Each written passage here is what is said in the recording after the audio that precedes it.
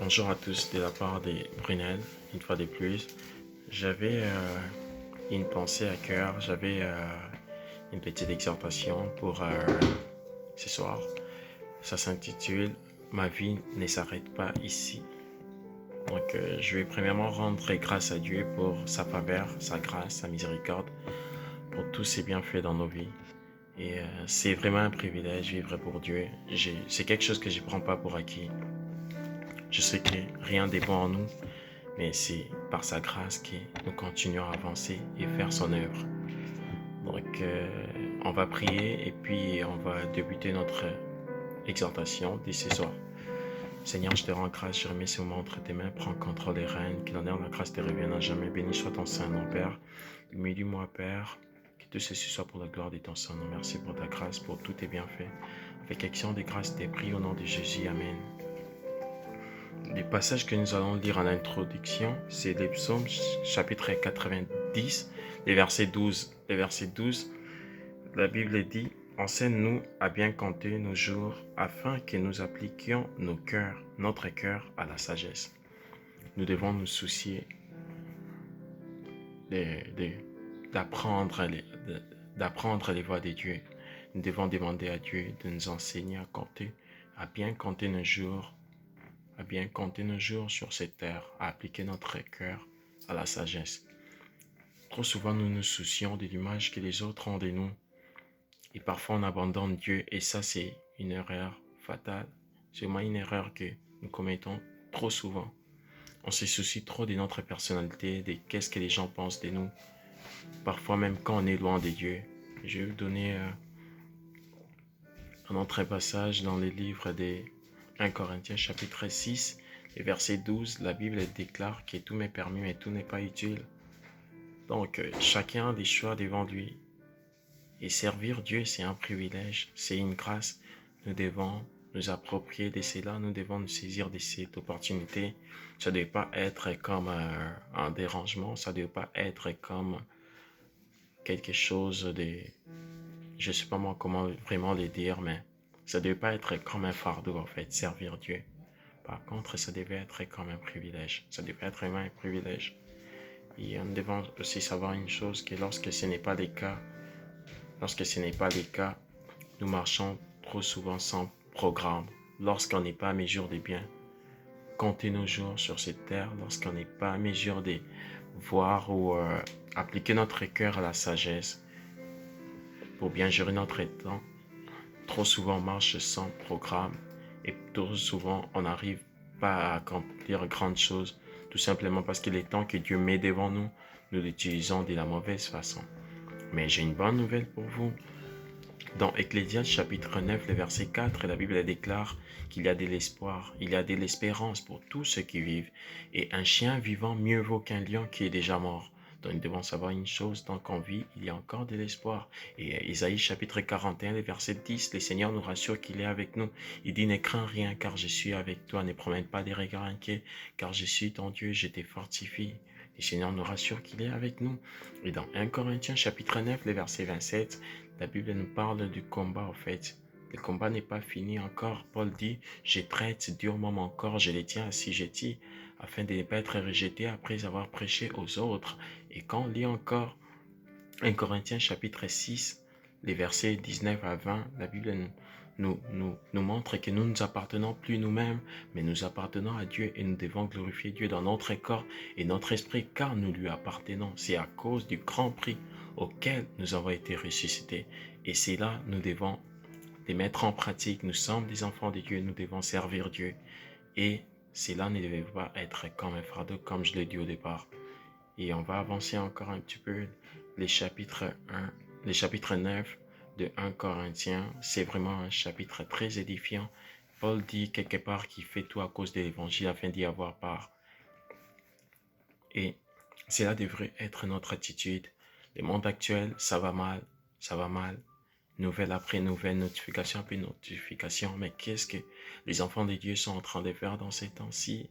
Que sommes-nous en train de faire?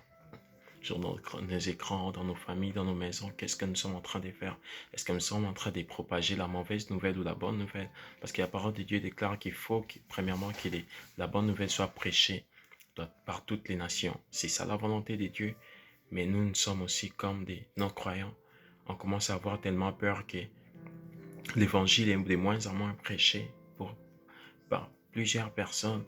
Dans nos statuts, c'est toujours coronavirus, coronavirus, coronavirus. Oui, on sait déjà c'est là, mais qu'est-ce qu'on fait d'autre? Coronavirus, coronavirus, plus on nous expose, on nous donne des informations, on nous fournit tellement trop d'informations, mais qui ne nous édifient même pas, ça génère la peur en nous. Et c'est comme si on était bloqué, on ne pouvait plus rien faire, comme s'il n'y avait plus d'espoir. Et je vais rassurer quelqu'un ce soir qu'il y a de l'espoir. Il y a de l'espoir. Avec Dieu, nous allons y arriver. Ces temps s'y passera un jour. Mais nous allons nous rendre compte que les temps que Dieu a mis devant nous, on ne l'a pas utilisé de la bonne façon. Plusieurs vont regretter de ces moments. Je sais que c'est un moment, c'est une tragédie pour certains. Pour certains, c'est une bénédiction parce qu'il y a des gens qui ont comme des congés forcés. Des gens qui souhaitaient ça parce qu'il y en a comme une semaine seulement ou 2 semaines pour certains. Des congés par année. Ils travaillent du lundi au vendredi, mais ils ont comme cette opportunité de passer plus de temps avec leur famille et de faire d'autres choses. Laissez-moi vous dire que plusieurs vont regretter ces moments. Ils vont désirer encore que le coronavirus revienne. Mais ça va être trop tard si on gère mal notre temps. Parce que c'est là, nous avons des temps devant nous. Nous devons nous approprier de cela. Des fois, nous épuisons, nous sommes loin de Dieu et on ne s'en rend pas compte. Mais Dieu donne des privilèges. Durant ces temps, si tu peux devenir spirituel, si tu le veux, tu peux également devenir aussi charnel si tu le veux. Les choix te reviennent, mais c'est à toi maintenant de voir quelle direction tu vas suivre. Je tiens à vous encourager. Je tiens vraiment à nous encourager ce soir. Nous devons savoir une chose, que notre vie ne s'arrête pas ici. Ma vie ne s'arrête pas ici. Il y a une autre vie qui m'attend là-bas au ciel. Si je meurs, je sers le Seigneur. Je serai avec lui, je vais le rencontrer. Si je vis, je sers le Seigneur. Je meurs, je rencontre mon Seigneur. Je meurs, j'évangélise, je suis en vie, j'évangélise, je sers mon Dieu. Je meurs, je vais au ciel. C'est ça ma détermination de chaque instant de ma vie. La Bible nous fait comprendre que les temps auxquels nous vivons, ça a été annoncé à l'avance. Mais l'enfant de Dieu doit prendre ces choses en considération et prier Dieu. Il est temps que nous puissions mettre un genou à terre et intercéder en faveur des gens qui ne connaissent pas Dieu. Il est temps que nous puissions nous approprier de ces moments et permettre à Dieu de restaurer encore nos vies, d'enlever l'iniquité dans nos cœurs et de restaurer, rebâtir encore nos autels des prières, nous ramener encore à la repentance, afin qu'on se rapproche de lui. Nous devons apprécier les efforts de nos parents.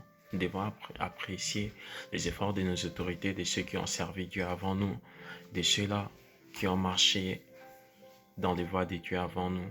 Je rends grâce à Dieu pour mon père. Je l'appelle un héros. Je rends grâce à Dieu pour ma mère qui est décédée.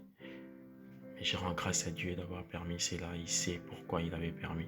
Je rends grâce à Dieu pour ma grande sœur qui m'a soutenu 5 ans. Dès cela, je suis au Canada jusqu'à date.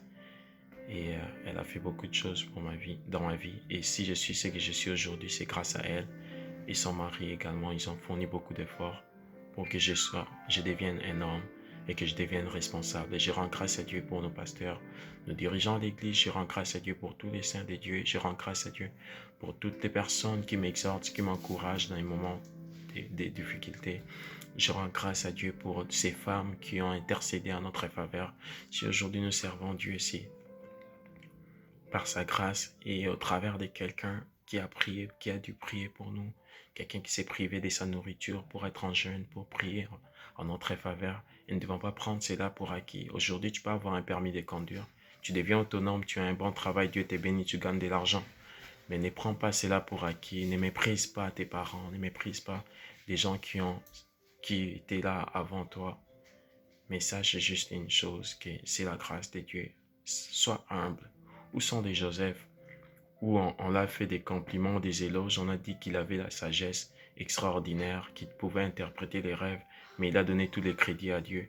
Toute la gloire, il a donné à Dieu, disant que c'est pas moi, mais c'est Dieu qui va montrer au roi quelle était l'explication du rêve, Qui sont les Daniel? Où sont les Daniel de nos jours?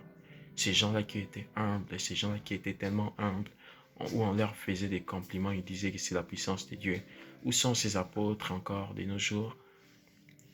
Les gens étaient impressionnés d'un miracle, ils ont voulu leur donner des éloges, mais ils se sont prosternés pour dire non, ne faites pas ça, donnez gloire à Dieu. Où sont ces gens-là de nos jours? L'orgueil n'amène à rien. La Bible déclare que l'humilité précède la gloire, mais l'orgueil à la chute. Nous devons rendre grâce à Dieu pour ces mains qui ont été levées en notre faveur, pour ce que nous sommes aujourd'hui, pour ces genoux qui étaient à terre pour intercéder en notre faveur, pour des sacrifices fournis, pour des larmes qui ont coulé jour après jour. Et j'ai béni Dieu pour ma famille, j'ai béni Dieu pour mes frères et sœurs. Nous avons le meilleur devant nous. Ma vie ne s'arrête pas ici.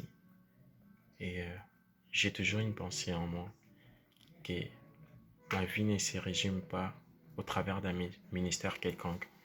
Parce qu'en dehors du ministère, il y a une autre vie.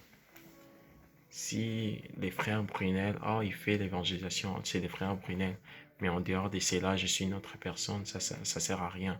Raison pour laquelle je disais qu'il ne faut pas que notre vie soit comme dans une boîte, genre résumé sur un point seulement, mais ça devrait être notre style de vie. Parce que les ministères, ça passe, mais notre salut, nous devons y travailler avec crainte et tremblement. Je vais encourager quelqu'un, si tu n'es pas encore béat à l'évangile, c'est simple. Aujourd'hui, l'appel est là devant toi. Notre vie ne s'arrête pas ici seulement. Notre vie ne devrait pas s'arrêter seulement ici. L'appel est là. Il faut nous approprier de cela. Dieu nous aime par son amour. Tu lis la parole de Dieu, l'évangile, c'est la mort, l'ensevelissement et la résurrection du Seigneur Jésus-Christ. Et pour y obéir, c'est simple. Tu dois te repentir de tes péchés pour t'identifier à la mort du Seigneur Jésus-Christ. Tu dois te faire baptiser par immersion au nom de Jésus-Christ pour obtenir le pardon de tes péchés.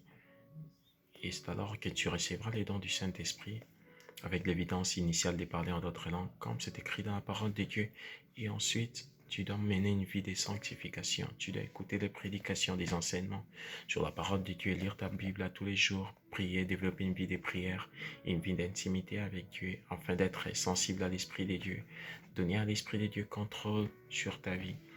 Jésus nous aime, il est là, faisons-lui confiance. Rien n'est perdu. Il y a encore de l'espérance là où tu avais détourné tes regards du Seigneur comme Pierre. Reviens, l'appel est là pour nous tous. Ma vie ne s'arrête pas ici. Ma vie ne s'arrête pas ici. À chaque fois que je commets un péché, à chaque fois que je suis infidèle à Dieu, à chaque fois que je commets une erreur, je rends grâce à Dieu